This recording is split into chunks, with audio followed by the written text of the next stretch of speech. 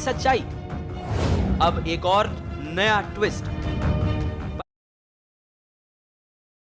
पाकिस्तान से आई सीमा हैदर के सच की पड़ताल में हिंदुस्तान की एजेंसियां लगी हैं और अब बड़ा खुलासा हो चुका है। सच्चाई सबके सामने आ चुकी है। सीमा हैदर का अतीत क्या है, इसके हिंदुस्तान आने का मकसद क्या है, इसी सच की पड़ताल में सीमा हैदर और उसके प्रेमी सचिन मीणा समेत घर वालों से 2 दिन की बड़ी पड़ताल हो चुकी है। अब जांच एजेंसियों का शक और बढ़ गया है, क्योंकि सीमा हैदर के बयान, तथ्य और दस्तावेज मेल नहीं खा रहे हैं।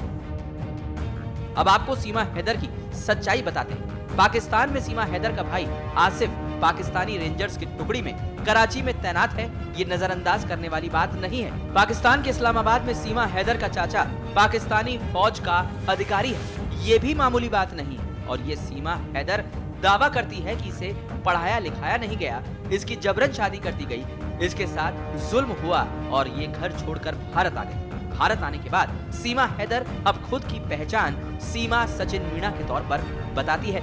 इससे पहले इसका नाम सीमा हैदर था और उससे पहले सीमा रजा।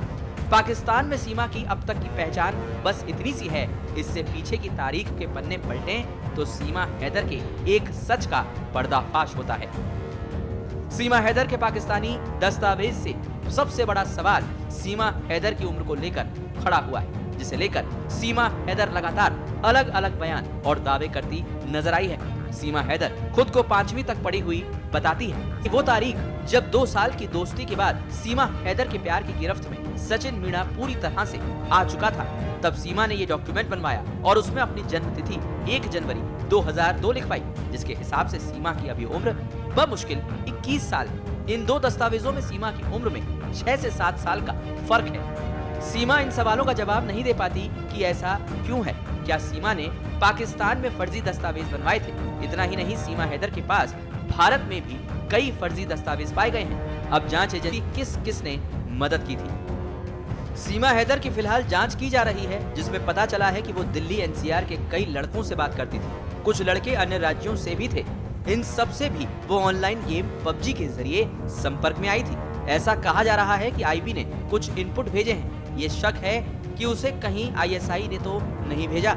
एटीएस उसके पासपोर्ट, आधार कार्ड और बच्चों से जुड़े दस्तावेजों की जांच कर रही है। सीमा के टूटे हुए फोन से रिकवर डाटा की भी जांच हो रही है। फिलहाल सीमा हैदर से पूछताछ जारी है। उसे लेकर अब भी कई सवाल बने हुए हैं। स्पेशल रिपोर्ट, पत्रिका टीवी।